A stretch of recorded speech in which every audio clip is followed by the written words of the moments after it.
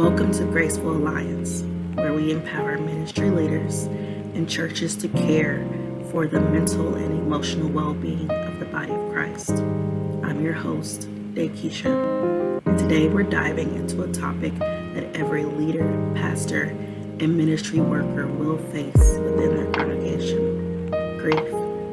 This is episode 5, God and Grief, Holding Faith Through Loss. Grief doesn't schedule an appointment. It enters quickly or violently, and it changes everything. Whether it's the loss of a loved one, a miscarriage, a divorce, or even the loss of dreams, grief walks through the door of our churches every week, and often it goes unacknowledged. Today, we're going to talk about how grief intersects with faith, and more importantly, how you as a ministry leader can walk alongside those in your congregation who are experiencing loss. One of the biggest mistakes we make in Christian spaces is assuming that faith means we shouldn't feel the full weight of grief. You've heard it. God needed another angel. They're in a better place, or just trust God. Well, intentioned, yes. Helpful, not always. Biblical, not entirely. Jesus himself wept at the tomb of Lazarus. He knew he was going to raise him from the dead, but he still wept. Why? Because grief is real, pain is real, and it's not a sign of spiritual weakness. As leaders, we must remind ourselves and our people that grief and faith can and often do exist in the same heart.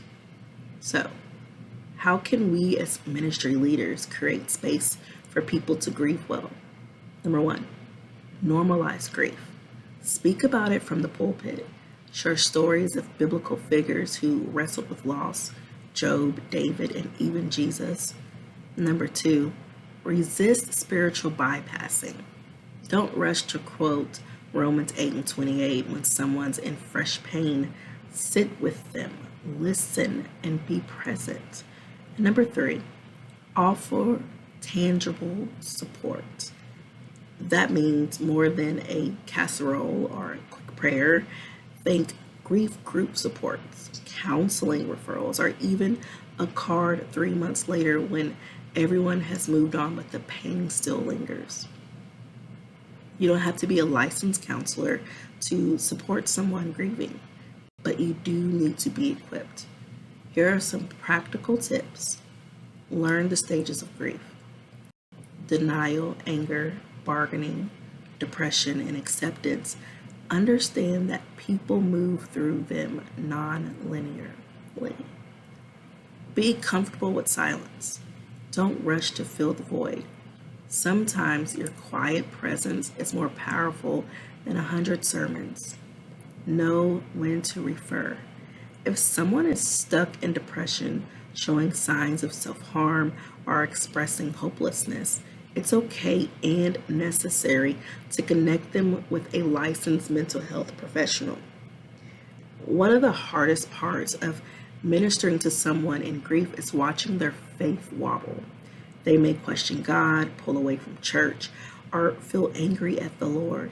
And that's okay.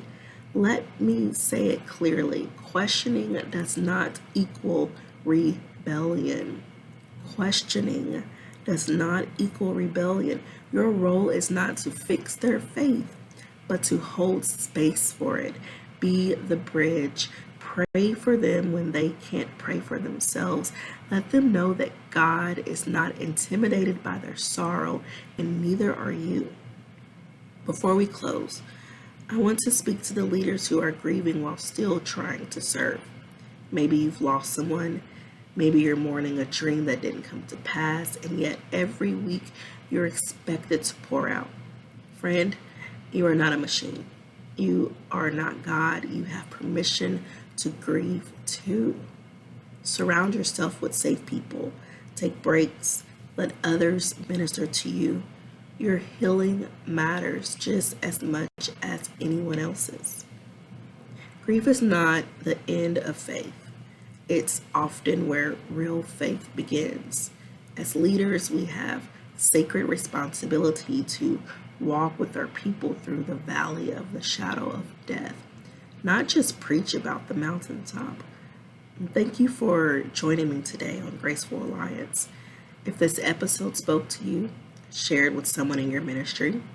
And let's continue to build churches where people can heal fully, honestly, and with grace. Until next time, stay anchored in faith and gentle with yourself and others. You've been listening to Graceful Alliance. Subscribe, share, and let's grow together.